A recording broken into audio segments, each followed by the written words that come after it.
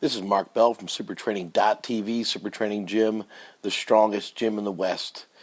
I just bombed out of a powerlifting meet on the bench press, so I figured what better time to answer a question about the bench press. I bombed out because I did not warm up properly.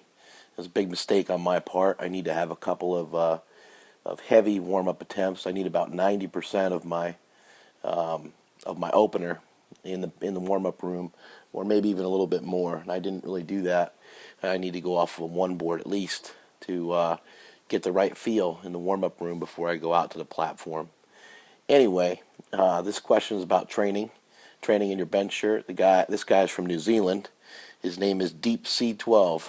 Deep C12 says that in New Zealand they are doing a Westside Barbell program, but they're not sure when to incorporate the bench shirt.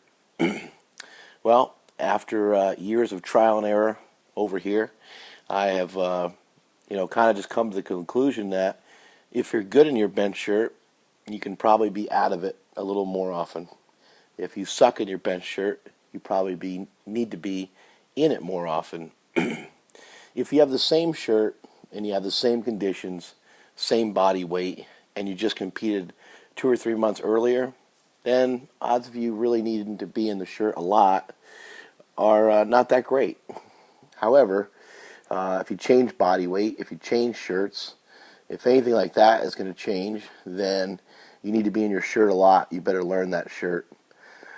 The way that I train in my bench shirt kind of varies, and I've been playing around with it for a long time. And what I've noticed is that I do the best when I get volume in, and that was another mistake I made in my training this time around, is that I didn't get the proper volume in. There's a difference between testing your strength and building your strength. To build your strength, you need a lot of volume. To test your strength, you don't. To test your strength, you can go from 600 to 700 to 800, and you can just say, all right, well, I did 800 for one. Well, that's not getting in good volume. That's not a very good training session if you want to bench 850, or if you want to bench 825, or whatever your goal may be over 800 pounds. So what I like to say is that if you're going to do like some 3-board work, to get some overloads in, those would be done out from the meet a couple of weeks, maybe 5-6 weeks. Then you start to lower your boards as you get closer to the meet. But also, throw in the lower board training a little bit.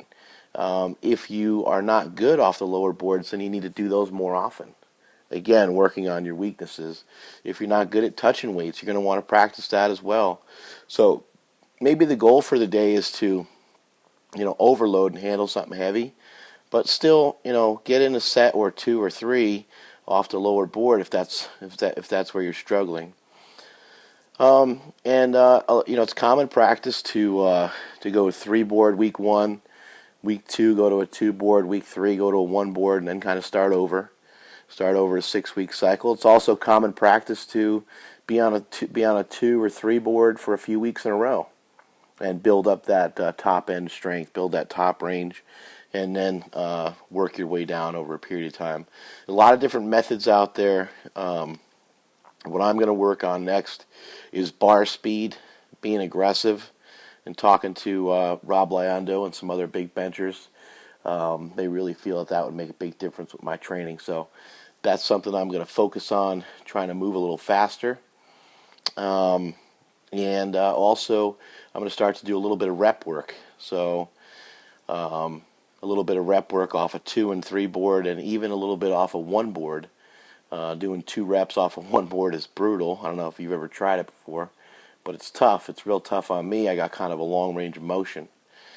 So hopefully that answers your question. Another common practice is to only be in your shirt every 3rd week. That's what some of the guys at Westside Barbell do. But again, the suggestion is if you suck in your shirt, wear your shirt. If you're really good in your shirt, then continue to work raw and continue to build your strength and continue to do what works. It's all about results.